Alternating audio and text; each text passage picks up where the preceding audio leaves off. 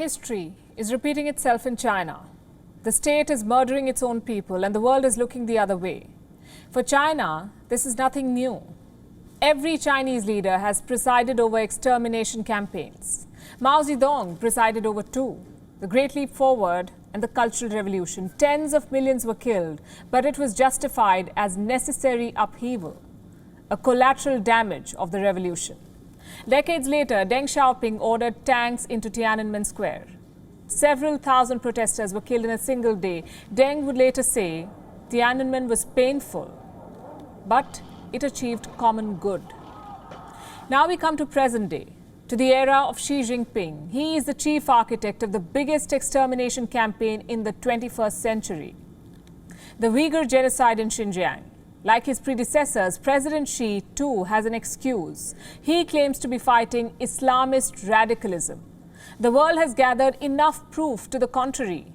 We have videos, interviews, raw data. All of them indicate one thing. China wants to end the Uighur people. There are nearly 1 million of them in forced labor camps. But this is just the start. If the world keeps ignoring this threat, China will turn these labor camps into death camps, and this is not an exaggeration. How do we stop this? By keeping up the pressure. On this show, we have presented evidence against China. We have showed you the labor camps. We have played interviews of survivors, and tonight we bring you one more. Tursune Ziawudun. She was detained twice by the Chinese. Her second stint lasted nearly 10 months.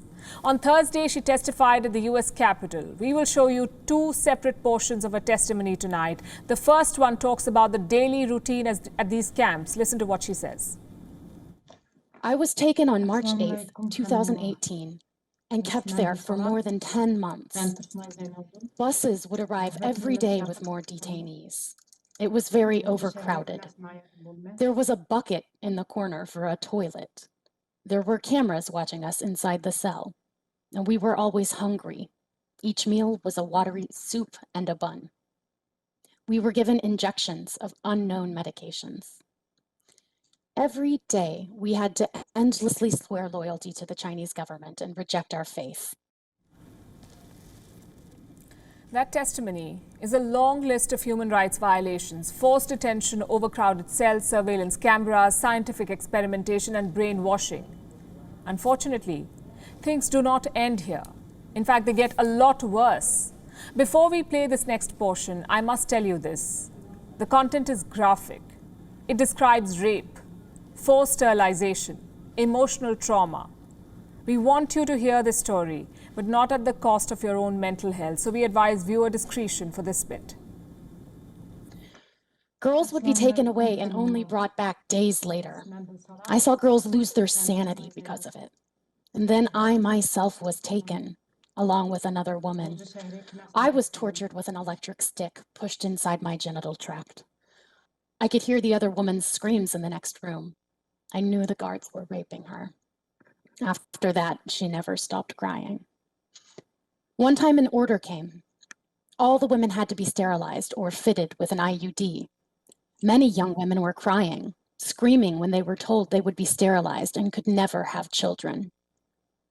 I left the camp in December 2018. Before my release, the officials warned me if I spoke about my experience, there would be heavy consequences. I still did not feel free. One day I saw a former cellmate. She had survived, but she was dead inside, completely finished by the rapes. The government's goal is to destroy everyone. There's a lot to unpack there, but I'm not sure I want to. What Ziawudun described is the worst of humanity. Rape and sexual violence are the norm inside these camps. They are the tools of torture used by the state. All of it sanctioned and carried out by the Chinese government. Ziawudun's last words are quite striking. She says her cellmate was dead inside. And that's exactly what China is trying to do: systematically dehumanize Uyghurs, remove their culture and identity, and replace it with the Han culture. If this is not a crime against humanity, nothing is. And the world has been a spectacular failure on this issue. This week, the New Zealand Parliament was debating the Uighur crackdown. They removed the word genocide from the final statement. What about the US? They have piled up a mountain of evidence against China, but when will the prosecution begin? Former President Trump privately supported this crackdown. His successor does not want conflict. He wants competition. And then we have the United Nations, which is a sitting duck for Chinese influence. The Secretary General is yet to appoint a special envoy for Uyghurs. There are envoys for climate change, for financing, for Yemen, even for the recent coup in Myanmar, but none for Uyghurs. Unlike trade or the South China Sea, there is no strategy here. There is only right and wrong. The West has already tried sanctions, both on Chinese officials and goods produced in the Xinjiang province. But a country preparing for genocide does not care about sanctions. This is a defining moment in history. The world has been here before. A ruthless regime exterminating an ethnic group in death camps. Back then, we reacted late. The cost was millions of lives. More than half a century later, we're making the same mistake again.